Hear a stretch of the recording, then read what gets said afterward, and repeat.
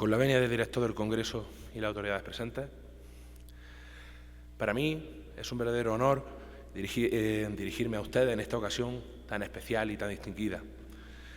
Quisiera comenzar expresando mi más sincero agradecimiento,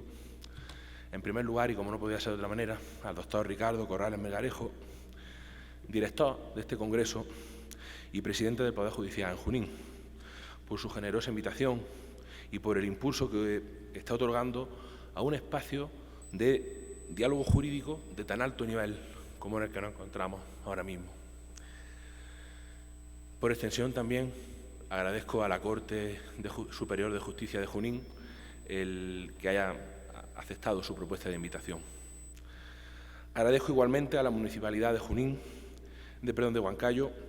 por la cálida recepción que me ha brindado y por el alto honor de haberme distinguido como visitante ilustre de esta ciudad, con una historia y compromiso cívico. También, igualmente, extiendo mi gratitud al ilustre Colegio de Abogados de Junín, no solamente por su cordial acogida, sino por el significado reconocimiento al haberme designado en el día de ayer abogado honorario de tan prestigiosa institución. Un gesto que me compromete aún más con la comunidad jurídica de esta región. En este contexto de fraternidad profesional y apertura institucional, creo que constituye el marco perfecto para abordar el tema por el cual hoy se me ha convocado. ¿Cuál es la proyección de los tratados y los convenios multilaterales en las garantías procesales del justiciable? Con un análisis comparado entre España y Perú en particular. En un mundo jurídico cada vez más interconectado, como en el que nos encontramos, el respeto efectivo a las garantías procesales no puede entenderse sin considerar la influencia y la articulación de los compromisos internacionales asumidos por los diferentes Estados. Y es precisamente esa interacción entre el derecho internacional y el derecho interno la que trataré de desmigajar y exponer en esta conferencia. En los litigios internacionales, por regla general, el justiciable, la parte implicada, enfrenta no solo la complejidad de unas normas procesales nacionales, sino también el desafío de que sus derechos fundamentales, como vehículo inexorable para la tutela de sus derechos de fondo discutidos, sean respetados de forma uniforme por las distintas jurisdicciones, especialmente por las supranacionales. Los tratados y convenios multilaterales establecen estándares mínimos de debido proceso, acceso a la justicia, derecho de defensa, igualdad de armas y tutela judicial efectiva, que buscan, sobre todo, asegurar un juicio justo en los estados en los que son parte, con la mayor vocación de universalidad. Pero estos instrumentos internacionales sirven de marco común para que, sin perjuicio de las diferencias legales existentes en los diferentes estados, todas las personas puedan gozar de las mismas garantías procesales o al menos equivalentes. De esta manera, el sistema de protección de derechos fundamentales se construye, como definiría Pernis, en un ordenamiento multinivel. ¿Qué quiere decir multinivel? En el que cada uno de los tribunales que se constituyen en las diferentes instancias nacionales y supranacionales controlarían en el respectivo ámbito de competencia, lo cual muchas veces puede llegar a ser extraordinariamente complejo. Por un lado, el llamado control de convencionalidad y, a su vez, el de respeto del derecho interno en su aplicación, en su correcta aplicación. Pero entre el nivel de los tribunales supranacionales y el nivel de los tribunales internos existe una interconexión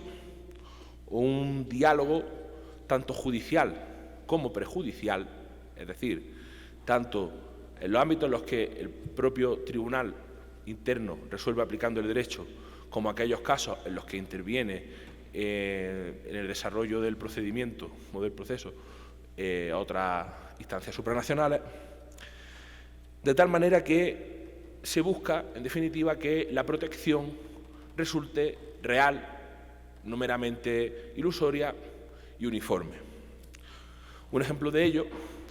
es el artículo 267 del Tratado de Funcionamiento de la Unión Europea, citado por el mismo autor, como mecanismo a través del cual se protege, entre otros, el artículo 47 de la Carta de Derechos Fundamentales de la Unión Europea, que se aplica estrictamente en el ámbito de las competencias de la Unión Europea como organización internacional.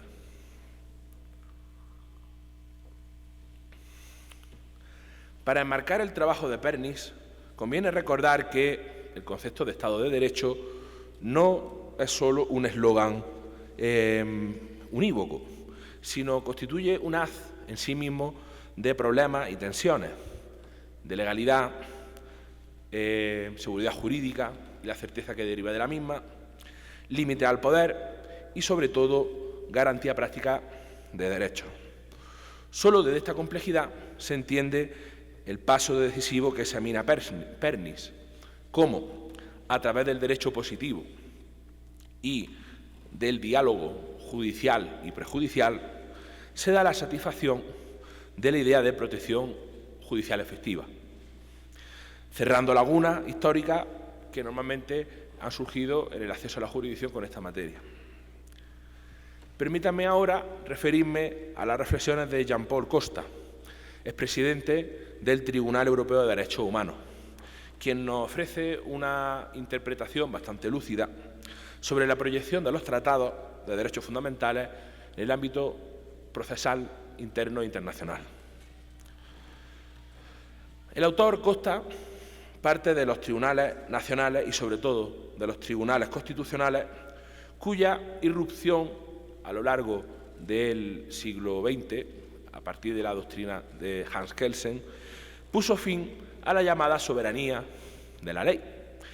en el sentido de la primacía de la legislación emanada por los parlamentos nacionales, asegurando, bajo esta postura, y en línea también con Kelsen, la primacía de la Constitución, incluyendo en la misma los diferentes catálogos de derechos fundamentales, frente a la legislación ordinaria, y obligando al legislador y a sus intérpretes y aplicadores a respetarlo. Constituye un giro estructural que explica por qué hoy existen en torno a un centenar de jurisdicciones constitucionales en el mundo.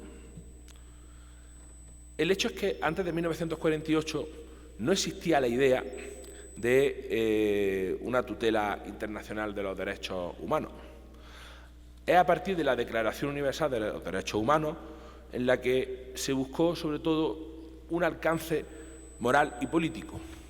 Y pese a que la Asamblea de Naciones Unidas no le otorgó una eficacia jurídica directa vinculante, se buscó una referencia moral que, pese a que fue discutido por un contexto geopolítico en los diferentes estados del mundo, hablamos de una época, hay que poner en contexto, en la que el mundo estaba dividido en dos bloques, entre Estados Unidos y la Unión Soviética, pero ya empezó a surgir la idea de que existía un mínimo común de derechos, entre los cuales ahora me detendré sobre todo en aquellos con más trascendencia jurídico-procesal. Después, y una vez marcado este estándar mínimo, se multiplicaron, en especial en el ámbito regional,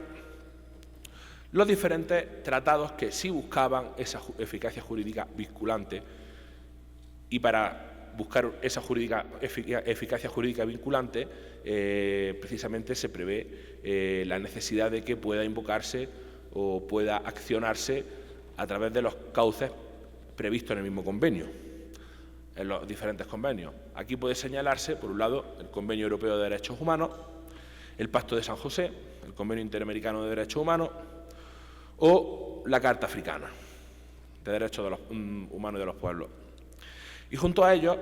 tratados universales que operan muchas veces como el soft law, pero que, pese a ello, poco a poco van estableciendo estándares cada vez más de cumplimiento obligatorio, como el Pacto Internacional de los Derechos Civiles y Políticos, el Pacto Internacional de los Derechos Económicos, Sociales y Culturales, cada uno de ellos para uno de los diferentes bloques geopolíticos del mundo, y, por ejemplo, la Convención de los derechos del niño, entre otras normas, cuya eficacia internacional depende, en el fondo, de cada jurisdicción interna, porque carecen como tales de un órgano jurisdiccional mundial que lo haga exigible directamente. Tenemos que partir de esto, a partir del consenso que se ha ido buscando. No existe a día de hoy un órgano jurisdiccional, un tribunal o una corte mundial que se encargue de una interpretación y aplicación de naturaleza imperativa. Dentro de este plano, Costa distingue entre los tribunales internacionales especializados en derechos humanos, como el Tribunal Europeo de Derechos Humanos o la Corte Interamericana de Derechos Humanos, o la Corte Africana, en las que incluye otras cortes internacionales que actúan como garantes complementarios, como por ejemplo el Tribunal de Justicia de la Unión Europea, dentro del ámbito de la misma Unión Europea. Y los llamados cuasi-tribunales o quasi-judicial bodies, como por ejemplo el Comité de Derechos Humanos de la ONU, que emiten recomendaciones con influencia real, pero que no son vinculantes en sentido estricto. Por ejemplo, pese a que, cito un ejemplo, el Comité de Derechos Humanos de la ONU reconoció la vulneración de un derecho en el ámbito español, ¿no?, de un magistrado que fue condenado por el Tribunal Supremo. Posteriormente, en la revisión que ese mismo magistrado instó, se llegó a la conclusión de que, pese a la interpretación del Comité de Derechos Humanos, no procedía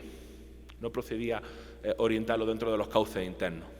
O, por ejemplo, el caso de una condena a muerte producida en Bielorrusia, que como tal forma parte de este sistema, que, pese a que la madre, ex post factum,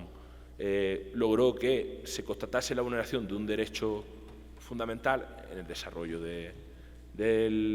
proceso que llevó a la ejecución de su hijo, poco pudo hacer más que identificar el lugar de sepultura del hijo. Entonces, pese a que contamos con instancias que omiten interpretaciones que tienden a ser homogéneas a nivel mundial, se carece de una eficacia jurídica directa. En definitiva, Costa subraya la influencia recíproca entre la jurisprudencia internacional, que impulsa reformas internas, tanto procedimentales como sustantivas, y a la inversa, los tribunales nacionales más avanzados que influyen en la jurisprudencia internacional, generando una relación de win-win que marcaría una línea o una tendencia. Pero, bueno, no deja de ser un diálogo en un sentido aperturista. Como ya he tenido la oportunidad de citar, porque es un caso bastante relevante, pongo de relieve el asunto Meloni. En síntesis, el caso Meloni versaba sobre un mafioso italiano que había sido responsable de varios homicidios en su patria, que huyó a España. Y en España, durante su rebeldía, fue condenado a cadena perpetua en Italia. Cuando el Estado italiano solicitó la extradición del señor Meloni, se le denegó por parte de las autoridades judiciales españolas, confirmadas por el Tribunal Constitucional, porque el criterio la interpretación que hacía el Tribunal Constitucional de la Ley de Enjuiciamiento Criminal española era que solamente se pueden celebrar juicios sin absentia cuando la pena a imponer es inferior a 2 años y no una de especial gravedad. La postura del Tribunal de Justicia de la Unión Europea, cuando se intentó impugnar la no ejecución de la Orden Europea de Detención y Entrega, fue amparar al Estado español en el sentido de que el sistema constitucional español ofrecía más garantías que el italiano. Esto lo digo a modo de ejemplo, no lo digo con carácter general. Pero no deja de ser un ejemplo de esta tendencia señalada por Costa. Por otra parte, pero paradójicamente, podría plantearse en abstracto que la legislación considerada a nivel internacional como conforme a un tratado, incluso en aquellos escenarios en los que el tratado constituye un órgano jurisdiccional con efectos imperativos en el Estado en cuestión, puede anularse o ponerse en cuestionamiento por parte de los órganos jurisdiccionales internos por considerar que la Constitución tiene un peso dentro de este sistema de fuentes multinivel más elevado que el compromiso asumido por el tratado. De esta manera, cuando los tratados chocan con las constituciones, surgen aún más dilemas en la ejecución de las sentencias internacionales, lo cual arroja más relativismo, aún así. Y a tal efecto quiero citarles dos casos. Por un lado, el del Tribunal Constitucional Federal de Alemania, en el caso Gorgulu de 2004, en el cual un inmigrante turco reclamó al Estado un calendario de visita de un hijo que tenía con una mujer que no tenía dentro del matrimonio y la mujer lo dio en adopción, ¿no? Obtuvo una victoria en el Tribunal Europeo de Derechos Humanos, pero el Tribunal Constitucional Federal, en este caso, sostuvo que, y dijo literalmente, que las sentencias del Tribunal Europeo de Derechos Humanos deben ser tenidas en cuenta por los órganos jurisdiccionales internos, pero no son automáticamente vinculantes si colisionan con la Constitución. ¿De acuerdo? No lo declaró, no tuvieron el valor de declararlo inconstitucional directamente, ¿no? Pero sí lanzaron el dardo. Lanzaron el dardo y constituye un precedente muy interesante a tener en cuenta. Por otro lado, la del Tribunal Constitucional de Rusia. En este caso sí se produjo este cuestionamiento, que a partir de 2015 afirmó expresamente que podía negar el cumplimiento de sentencias del Tribunal Europeo de Derechos Humanos, siendo por aquel entonces Estado parte del Tribunal Europeo de Derechos Humanos, si consideraba que eran contrarias a la Constitución rusa. Y el ejemplo fue el caso Ashunkov y Gladkov contra Rusia del año 2016 del Tribunal Europeo de Derechos Humanos sobre el derecho a voto de los presos, en contra del criterio expresamente definido en la Constitución rusa. El Tribunal Constitucional ruso declaró que la interpretación del Tribunal Europeo de Derechos Humanos era inaplicable en Rusia por contradecir la Constitución y podría citarse como quizás el ejemplo más claro y frontal de una declaración de inconstitucionalidad de una interpretación del Tribunal Europeo de Derechos Humanos, hasta el punto de que, como todos sabemos, el Estado ruso, a partir de la guerra de Ucrania, denunció el Convenio Europeo de Derechos Humanos y ya no es parte. Con esta opinión entendemos que, de Costa, entendemos que la protección de los derechos no es exclusivamente nacional ni exclusivamente internacional. Es un entramado de niveles que interactúan, convergen y a veces, como podemos comprobar, llegan a colisionar. Este mapa de tribunales nacionales e internacionales, tratados regionales y universales, tribunales y órganos administrativos que actúan de facto como tribunales judiciales, los quasi judicial bodies, ¿no? Explican por qué a día de hoy, cuando discutimos sobre garantías procesales del justiciable, en clave comparada, en este caso me centraré España-Perú, tenemos siempre que leer el debate en un doble registro. Lo que pueden interpretar los tribunales internos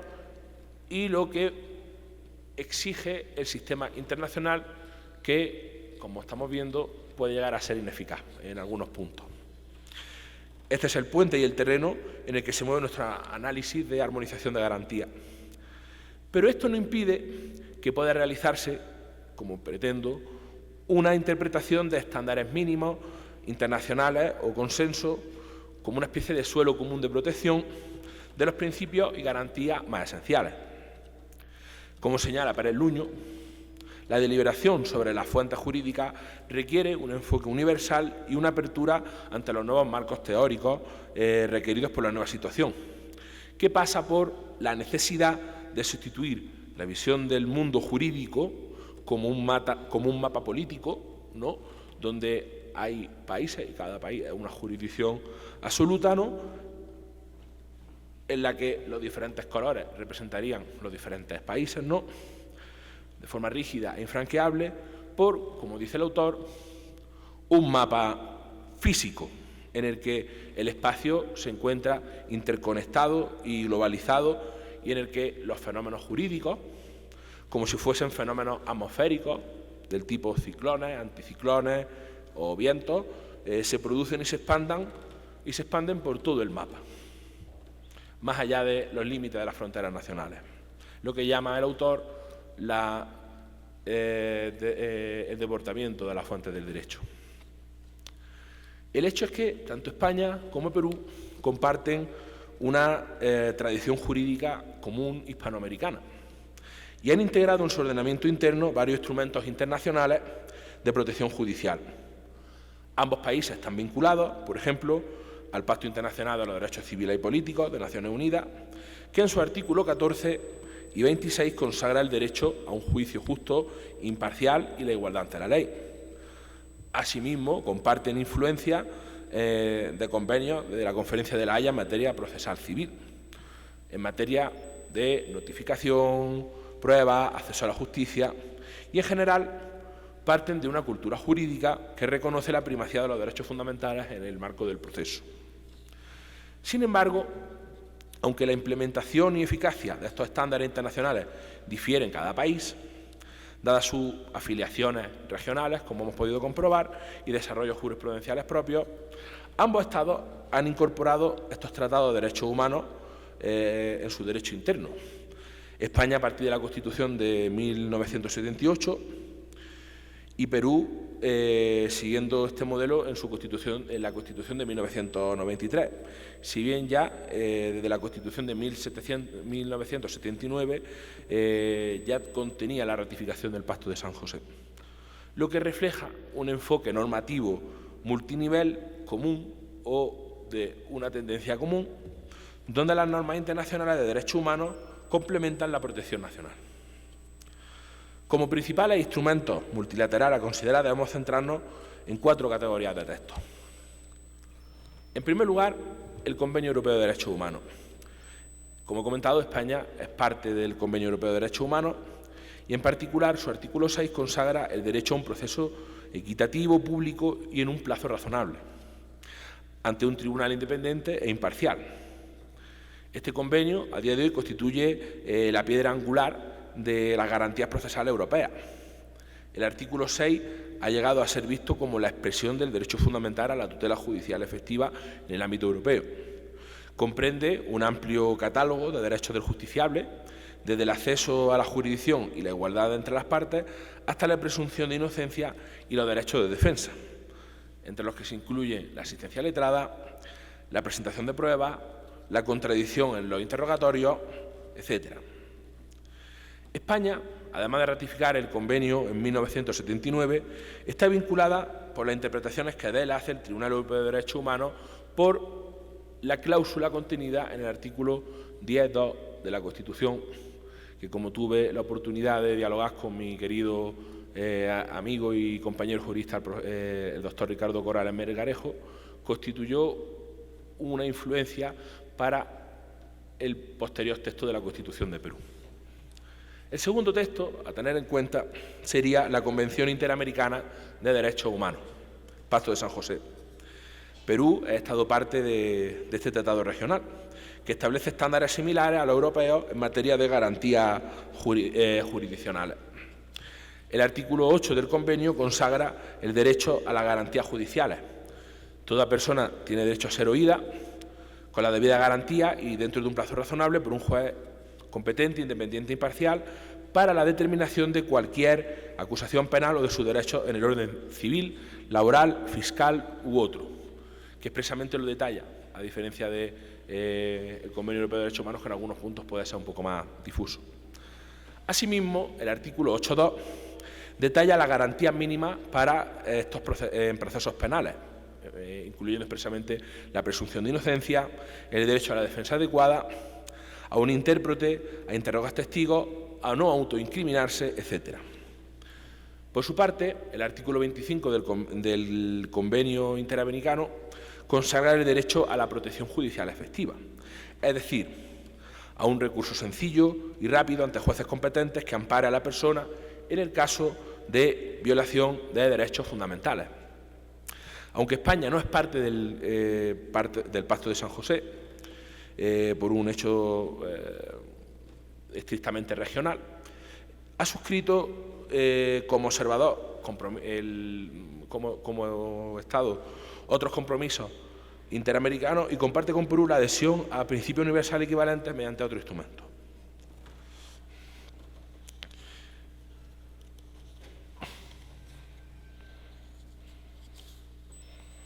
En tercer lugar, tendríamos el Pacto Internacional de los Derechos Civiles y Políticos. Ambos países, tanto Perú como España, como he comentado antes, han ratificado este tratado global, en cuyo artículo 14 se reconoce expresamente los derechos análogos a los que ya he hecho referencia anteriormente, como igualdad ante los tribunales, juicio justo y público, ante un tribunal competente e imparcial, presunción de inocencia y mínimo de garantía en el proceso penal, de defensa, contradicción, asistencia jurídica, intérprete, etc. Y dictado de sentencia en un plazo razonable. El artículo 26 de este pacto refuerza la igualdad ante la ley y la no discriminación. Como he comentado antes, el Comité de Derechos Humanos de la ONU supervisa su cumplimiento emitiendo observaciones y decisiones, los llamados dictámenes, que han contribuido a perfilar las obligaciones de los Estados a la hora de garantizar un debido proceso uniforme. Tanto España como Perú están obligados por este pacto a mantener sus legislaciones y prácticas en consonancia con los estándares internacionales. En cuarto lugar, tenemos el Convenio de La Haya en materia de cooperación judicial civil, que me parece bastante interesante al hilo de la exposición. Existen varios convenios multilaterales relevantes para procesos transnacionales en los que coinciden tanto España como Perú, dado que ambos son Estados partes. Entre ellos destacan, por un lado, el Convenio de La Haya de 15 de noviembre de 1965 sobre notificación o traslado extranjero de documentos judiciales, que, por ejemplo, podría facilitar que una demanda u otros actos procesales se notifiquen adecuadamente a las partes en el extranjero. O el Convenio de 18 de marzo de 1970 sobre obtención de pruebas en el extranjero,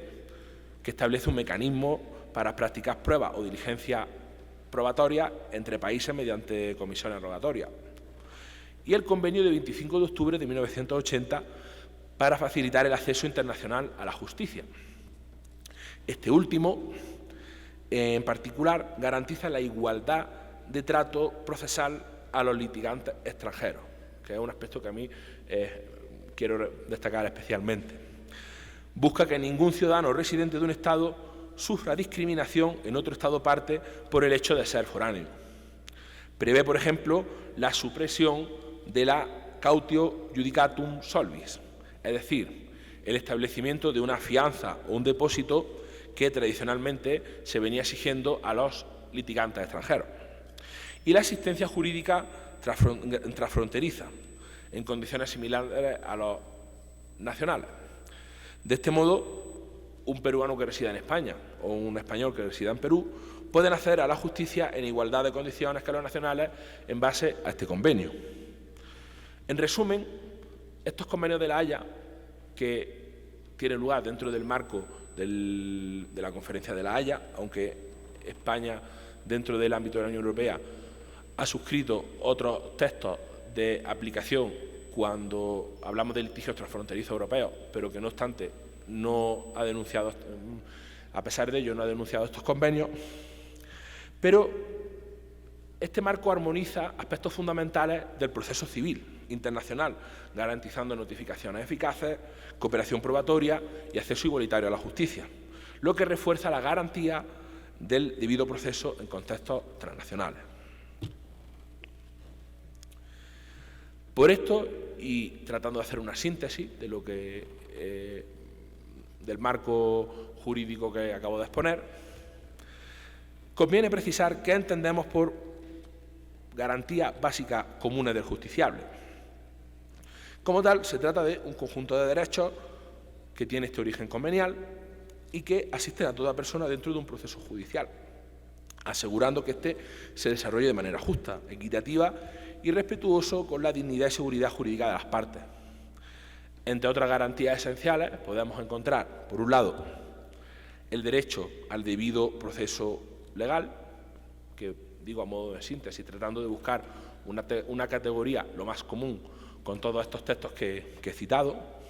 que como tal podría definirse como un principio del derecho, pero no un principio normal, un principio rector, que englobaría la mayoría de las garantías como tales, significando que ningún individuo puede ser privado de sus derechos, como la libertad, el patrimonio u otros intereses legítimos, sin las debidas formalidades y protecciones legales. Incluye la idea de la necesidad de un proceso establecido conforme a la ley y con un juez competente predeterminado por la ley, con respecto a las diferentes etapas y fases procesales.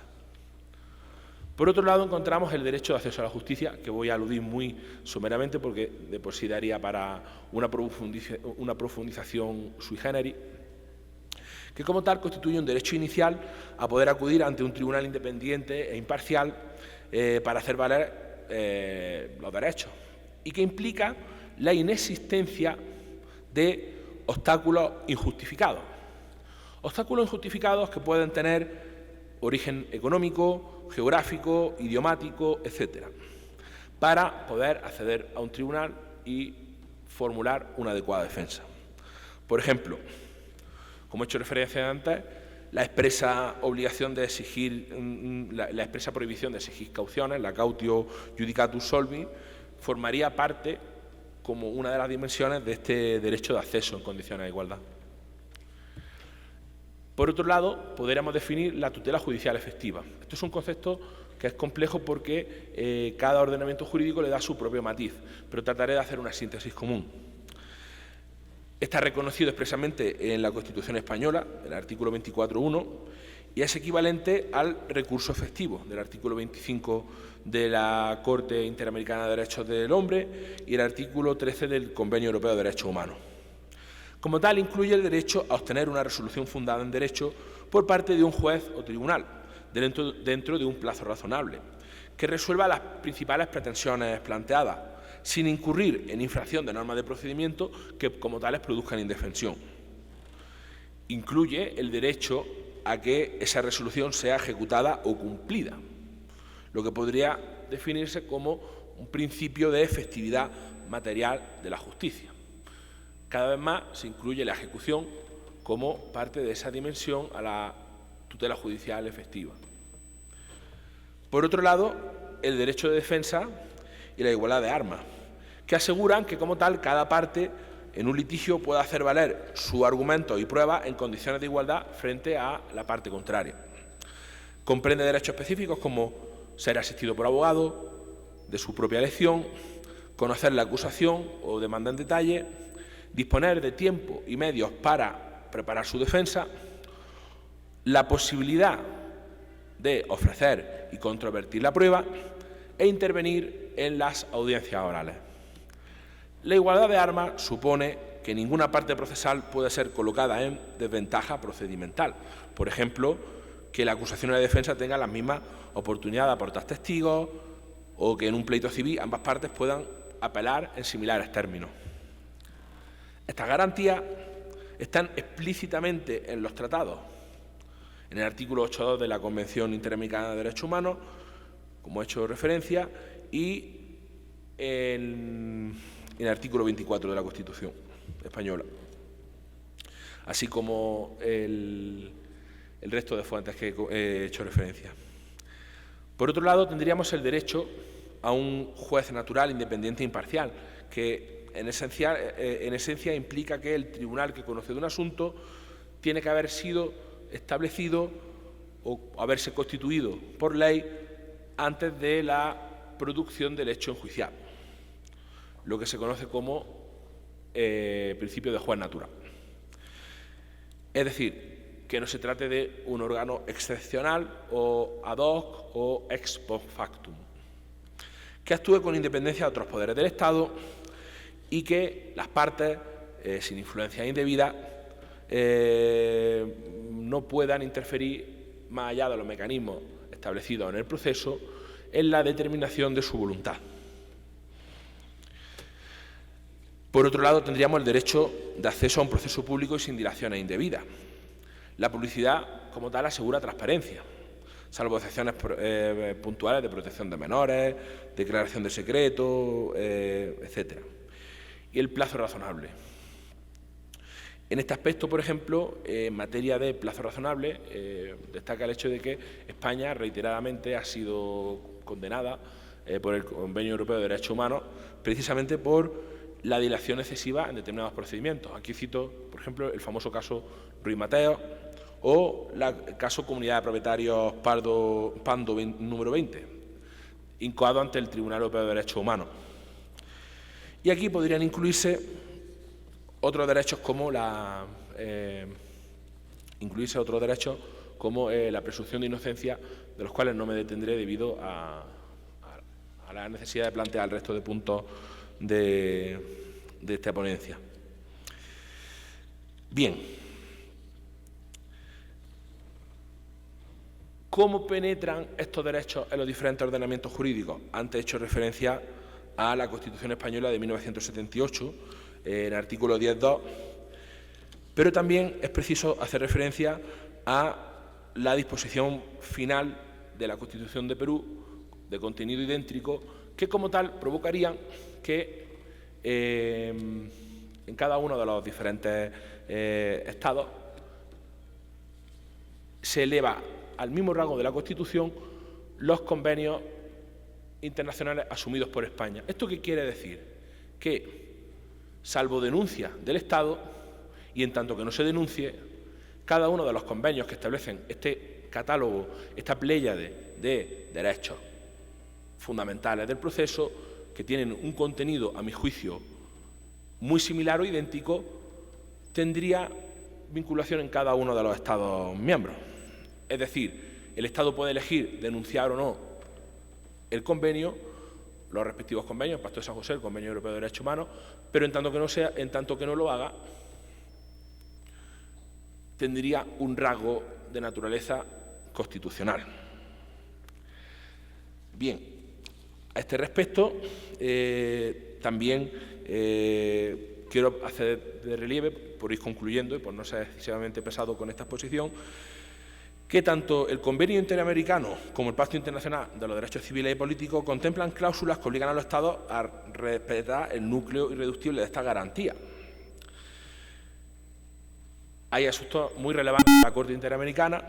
que, como tal, establece que los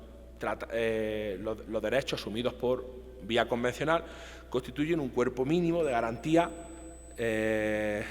y de contenido del derecho al debido proceso, que debe respetarse por todos los Estados que lo han ratificado, sin prejuicio, como he hecho referencia antes, de que cada Estado pueda reconocer garantías adicionales y extra. Así se establece en el caso Geni y Lacayo contra Nicaragua de 1997. Bien. Puede llegarse a la conclusión de que tanto España como Perú han elevado en sus constituciones los tratados internacionales a parámetros de interpretación constitucional, asegurando una protección normativa que permite aplicar directamente a los estándares internacionales a los casos concretos. Perú, además, en la jurisprudencia de su Tribunal Constitucional, ha reiterado que esta disposición cuarta tiene valor vinculante y obliga a todos los jueces a controlar la conformidad de las normas internas de los tratados de derechos humanos, incorporando también criterios interpretativos de los órganos internacionales. En el llamado, la sentencia del caso Pedro Andrés Lizarra Puelles del Tribunal Constitucional de Perú. De hecho, el otro día tuve la oportunidad de ver un caso muy interesante dictado precisamente en la Corte Superior, en la jurisdicción de Junín, en la que se aplicaba precisamente este filtro del control de convencionalidad. Entonces, no estamos hablando de un derecho que pertenece al mundo de las ideas jurídicas, sino que realmente tiene una aplicación directa e individual, pese a todas las salvedades que he hecho referencia hasta ahora. Bien, a pesar de ello, puede señalarse que aunque los catálogos de garantía de esta base convenial son similares, existen diferencias entre el alcance y el énfasis de estos contextos regionales. Es decir, no existe una armonización plena, existe una tendencia a un establecimiento de un mínimo común entre las diferentes jurisdicciones de los Estados, pero no existe una armonización total, que por otra parte sería difícil en la práctica. Por ejemplo, en asuntos como el caso Barrio Alto, del año 2001, la Corte Interamericana de Derechos Humanos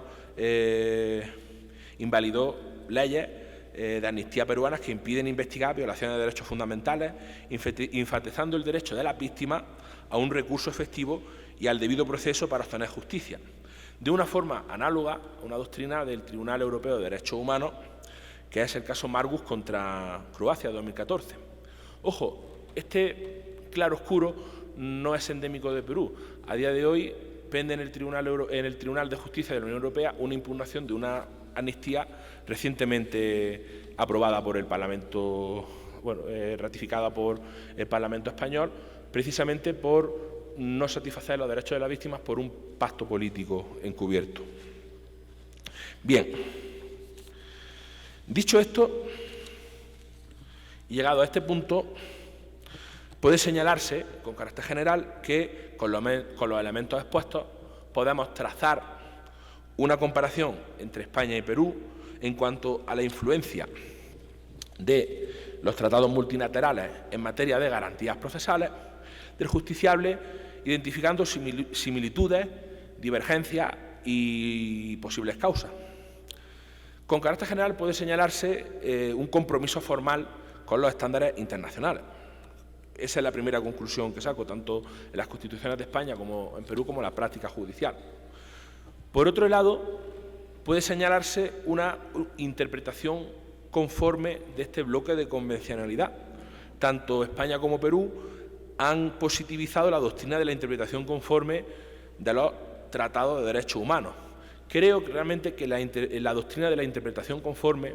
sobre todo como herramienta en la interpretación judicial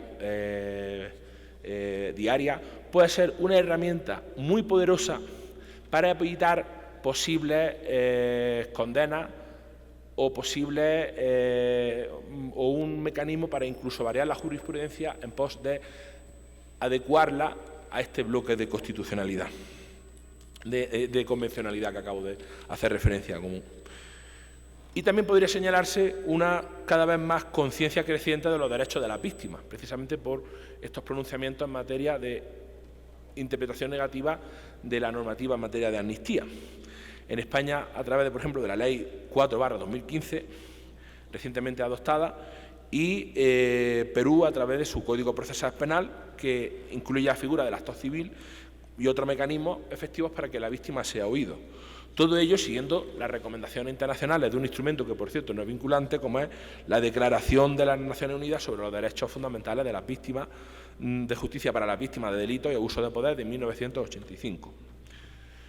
Por ello, España y Común puede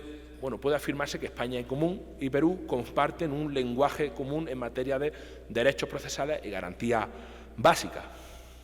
en atención a este espacio de convencionalidad. Y ya como propuesta final, podría esbozarse algunas recomendaciones para seguir profundizando desde una dimensión constructiva la armonización y efectividad de las garantías procesales en este contexto internacional. Por un lado, se puede, y estas son propuestas que hago yo a modo de referenda, yo sé que me estoy y no pretendo abusar del tiempo. Tanto España como Perú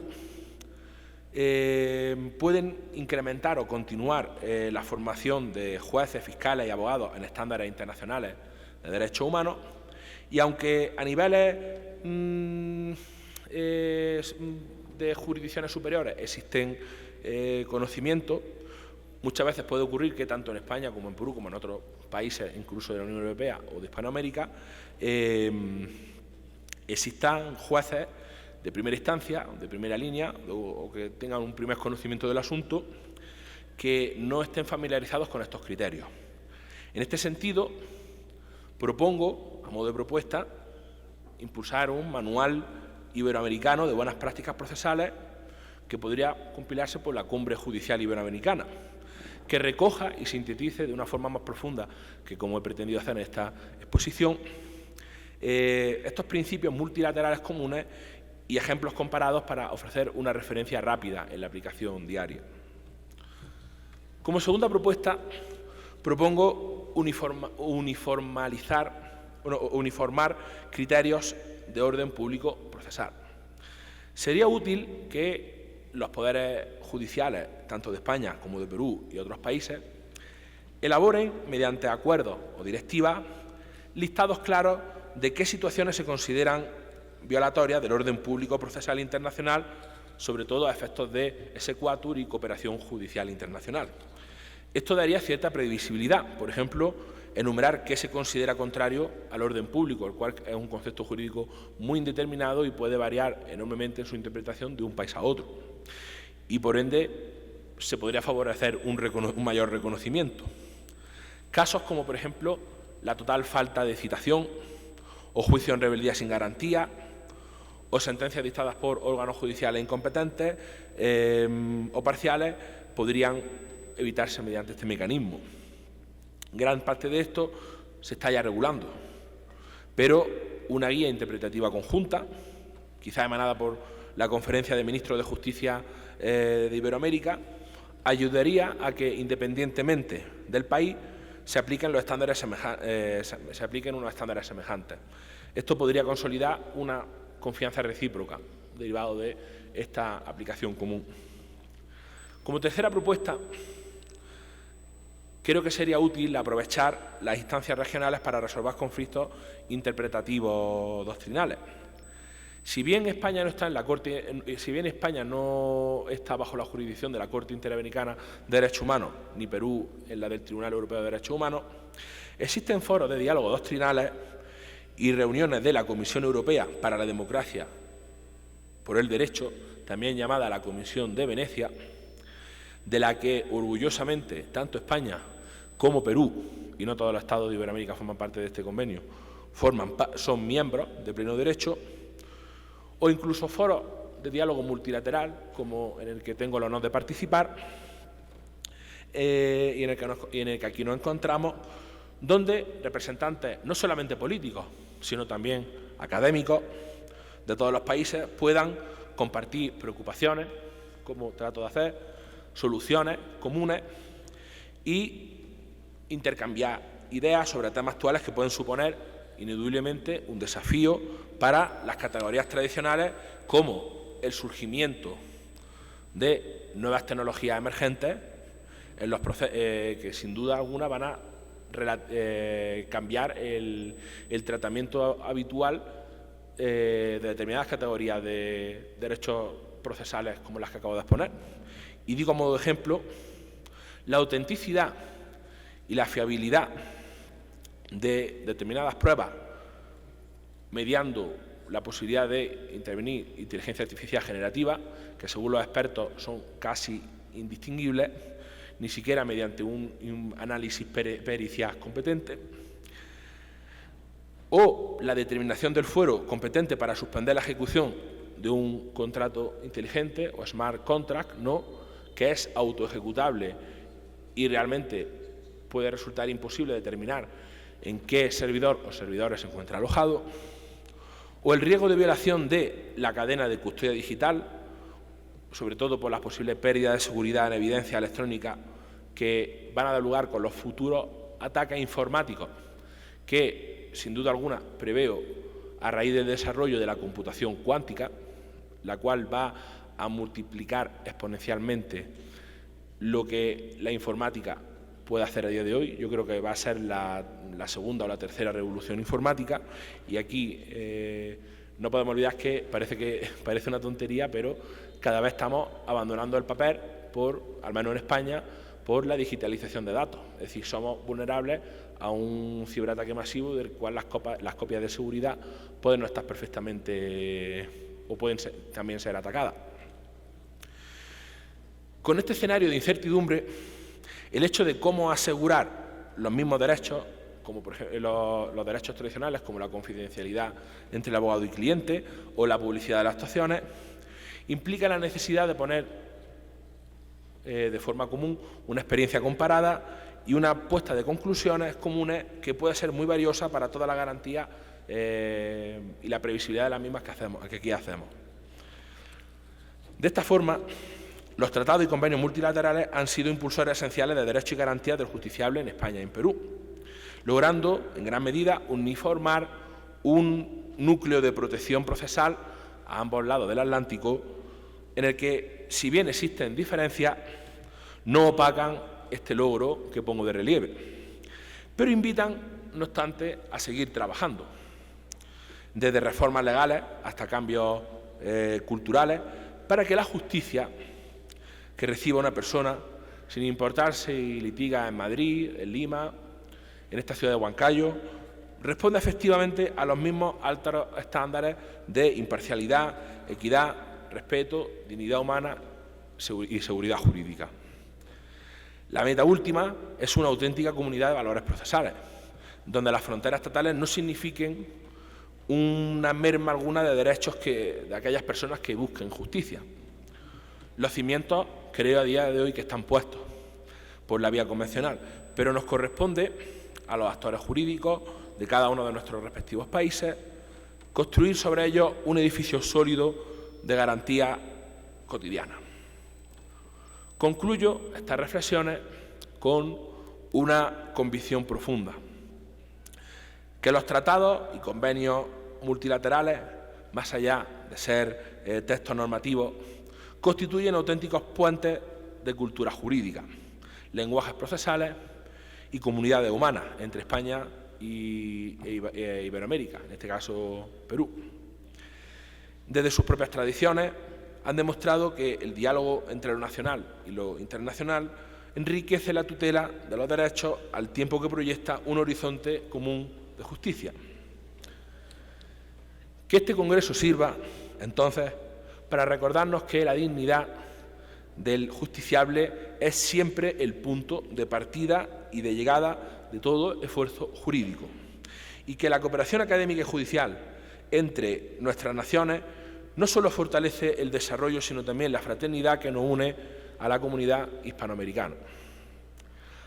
Agradezco de corazón nuevamente la atención que he recibido por parte de ustedes y la hospitalidad imparangonable con la que he sido recibido en esta hermosa tierra, con la esperanza de que este diálogo en el que he tenido el honor de participar se prolongue en nuevas colaboraciones y aprendizajes compartidos, y a tal efecto me despido reiterando mi compromiso de seguir trabajando desde la investigación y la práctica jurídica